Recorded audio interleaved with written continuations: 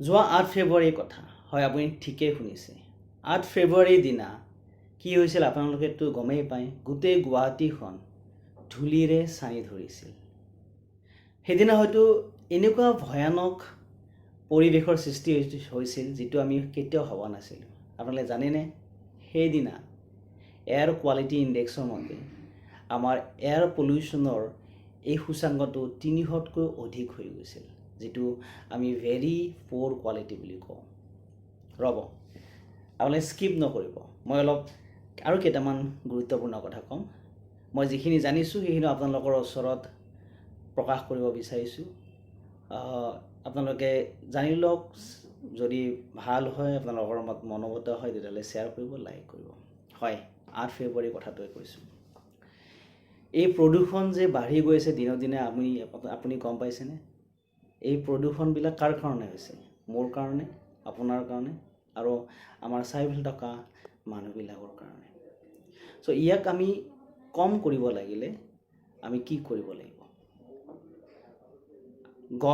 গছৰ পুলি ৰোৱাটোৱে হ'ল একমাত্ৰ সমাধান।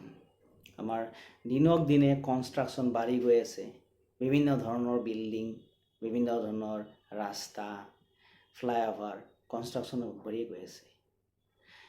এই কনষ্ট্ৰাকশ্যনৰ ফলত আমাৰ গছ গছনিবোৰ কাটি পেলোৱা গৈছে, কিন্তু তাৰ পৰিৱৰ্তে আমি গছ গছনি ৰুইছোঁ জানো? আপোনালোকে জানেনে, কিমান ধৰণৰ বিল্ডিং আমাৰ গুৱাহাটীত বনাই আছে, কিন্তু বিল্ডিঙৰ কাষেৰে এটা ৰাস্তা ৰাখিছে যিটো ৰাস্তাৰে গাড়ী যাব পাৰে। গাড়ী যাবৰ কাৰণে আপোনালোকে এটা ৰাস্তা ৰাখি থৈছে, কিন্তু গছৰ পুলি ৰুবৰ কাৰণে আপোনালোকে ঠাই এৰা নাই। কিমান বেয়া লগা কথা, আপোনালোকে চিন্তা কৰি চাওকচোন। এজোপা সম্পূৰ্ণ গছ, বৃক্ষ, আমি যাক বৃক্ষ বুলি কওঁ, বৃক্ষ এডালে টোটেল প্ৰদূষণৰ 6.8 কেজি এবজৰ্ব কৰে। আৰু যদি আমি ছেমি গ্ৰ'ন ট্ৰী বুলি কওঁ, সেইটোৱে আপোনাৰ 3.4 কেজি এবজৰ্ব কৰে। আৰু যিবিলাক আমাৰ প্লাণ্ট আছে, শ্ৰাবী ভেজিটেবল প্লাণ্ট, সেইবিলাকে 0.2 কেজি। আৰু অক্সিজেনৰ ফালৰ পৰা যদি চাওঁ, আমাৰ এডাল ফুল গ্ৰ'ন ট্ৰীয়ে আমাৰ অক্সিজেন যোগান ধৰে 117.8 কেজি।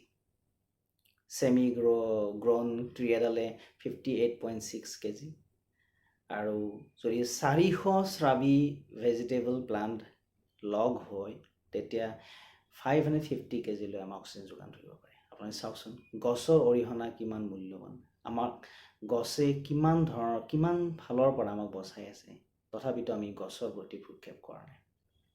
তাৰোপৰি আৰু এটা কথা, ডেমলিশ্যন যিটো আমি কওঁ, পুৰণা ঘৰবিলাক ভাঙি পেলাই আকৌ যেতিয়া আমি নতুন ঘৰ বনাম, আপোনালোকে চিন্তা কৰিছেনে, এই পুৰণা ঘৰৰ পৰা কিমান প্ৰদূষণ হৈ আছে। 48% এই ধ্বংস হোৱা ঘৰবিলাকৰ পৰা পলিউশ্যন ওলাই আছে। ৰিনোভেশ্যনৰ নামত আমি যিবিলাক ঠিক কৰিবৰ কাৰণে যিবিলাক বিল্ডিং ঘৰ ঠিক কৰি আছোঁ, বেয়া পুৰণি হৈ যোৱাবিলাক ঠিক কৰোঁতে তাতো আমাৰ প্ৰায় 44% প্ৰদূষণ হৈ আছে। আৰু নিউ কনষ্ট্ৰাকশ্যনৰ প্ৰদূষণৰ পৰিমাণটো কম, 8%। গতিকে এইবিলাক আমি কেনেকৈ প্ৰদূষণ মুক্ত কৰিব পাৰোঁ আমাৰ অসমক বা আমাৰ গোটেই পৃথিৱীখনক, তাৰ চিন্তা চৰ্চা কৰি আমি সদায় গছৰ পুলি ৰোৱাত গুৰুত্ব দিব লাগিব। আহক আমি আজিয়ে গছৰ পুলি ৰোওঁ। আমাৰ সাধাৰণতে কি হয়, সকলোৰে অভ্যাস হৈ গৈছে যে আমি চবেই জানো, বহুত কথা জানো যে গছৰ পুলি ৰুব লাগে বুলি জানো, কিন্তু আমি কোনো কৰা নাই। ময়ো কৰা নাই, আপুনিও কৰা নাই, আৰু কোনেও কৰা নাই।